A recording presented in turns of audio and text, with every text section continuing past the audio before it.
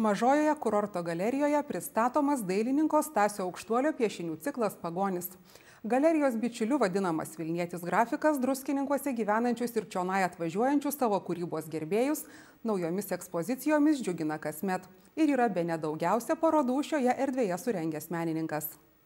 Pasak garsios lietuvių kilmės archeologės Marijos Gimbutienės, būdingas senosios lietuvių, kaip ir visų baltų religijos bruožas, didžiulė pagarba miškams ir medžiams. Buvo tikima, jog medžiai, miškai ir giraitės kupini stebuklingų galių. Tos jėgos laimina, gydo, saugo ir guodžia. Svetimšaliams buvo draudžiama įeiti į šventus miškus. Juose niekam nebuvo leidžiama kirsti medžių. Tad pasirinktas objektas lenta, perpjautas medis, bejėgis ir išniekintas su savo apnuoginta širdimi, man pasirodė gana įtaigus, atimto tikėjimo bei paniekintų jausmų įvaizdis. Tokiais žodžiais į naujosios parodos lankytojus kreipėsi vilnietis dailininkas Stasys Aukštuolis. Aš kai susidėjau, čia viskas vyko pas seserį, reiškia, Molėtų rajone, turėjau tokių gražių lentų.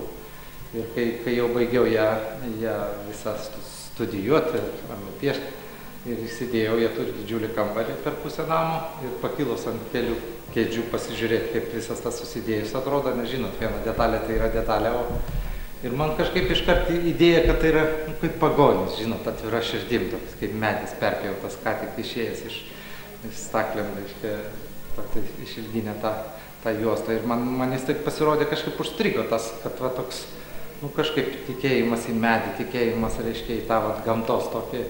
Ir taip išsirutuliojo, nors turėjau visokių tokių ir keistų klausimų ir gal ne visad galiu taip pagrįsti, gal tik semantiškai tai yra, kad tai yra būtent pagonis, bet toks ir liko pavadinimas, grinai, kad toks, sakyčiau, ir žaismingas, ir kartu ryšys kažkoks su praeitim, su to lietuvių senuoju tikėjimu, su tikėjimu gamtai, ypač medžiai buvo šventi, tai žinot, tas, sakyčiau, kaip aidas kažkoks tai iš glūdumos.